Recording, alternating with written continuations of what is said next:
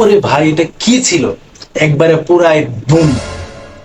Hello বন্ধুরা, welcome to another brand new video. তো আমি এখন কথা বলবো কুরবানি ঈদের আপকামিং একটা সিনেমা, যার নাম হচ্ছে ইনসাফ।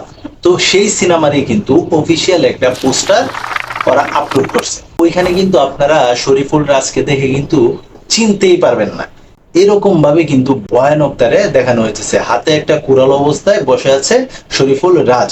তবে শরীফুল রাজের কিন্তু এমনিতে কোনো ফ্যান বেজ নাই, শাকিব খানের মতো বা সিয়ামের মতো, আরফান নিশুর মতো, আরফিন শুভর মতো।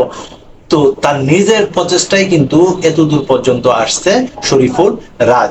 তবে শরীফুল রাজের কিন্তু অভিনয় অ্যাবিলিটি নিয়ে কিন্তু কারো সময় কিন্তু কারো মুখে কিন্তু কোনো কথা ছিল না। তার আগেও কিন্তু বহুতবার সে প্রমাণ করছে সে কত বড় মাপের একজন অভিনেতা। তবে আমার মনে হয় তাণ্ডব সিনেমার সঙ্গে একটা ফাইট জম্পেশ হবে এই ইনসাফ সিনেমার। ইনসাফ সিনেমাটা যে পরিচালনা করছে তার নাম হচ্ছে সঞ্জয় সামাদ্দার। তার আগে আমি কোনো কাজ দেখি নাই, এটা দেখবো আশা করতেছি।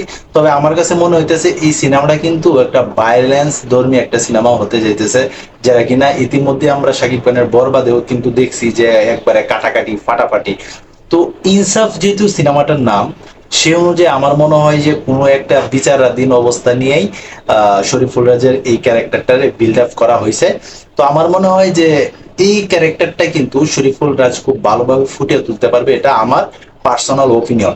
কারণ শরীফুল রাজের বেশ আগেও আমি কয়েকটা সিনেমাতে দেখছি তার অভিনয় অ্যাবিলিটি। সেক্ষেত্রে কিন্তু শরীফুল রাজ কিন্তু খুব ভালো অভিনয় করে, এটা কিন্তু আর বলার অপেক্ষা রাখে না। এখন দেখার অপেক্ষা এই সিনেমাটার টিজার বা ট্রেলারটা কেমন হয়। তবে এই সিনেমাটার নায়িকাকে, এই সিনেমাটার নায়িকা আমি যতদূর শুনছি এই সিনেমার নায়িকা নাকি ফারিন। তবে ফারিনের বেশ কয়েকটা কিন্তু ওয়েব ফিল্মের কাজ করা হয়েছে, কিন্তু সিনেমাতে কিন্তু এই প্রথম আসতে যেতেছে, যেটা আমার জানা মতে। তবে তোমরা কে কে এই ইনসাফ সিনেমা দেখার জন্য অপেক্ষায় আছো, তোমরা কিন্তু অবশ্যই কমেন্ট বক্সে জানাইতে পারো। তো এই ছিল এখন নতুন ভিডিও। তো সবাই ভালো থাকবে, সুস্থ থাকবে, কাছে নমস্কার, ভালো রাখবো। ধন্যবাদ সবাইকে। আল্লাহ হাফেজ।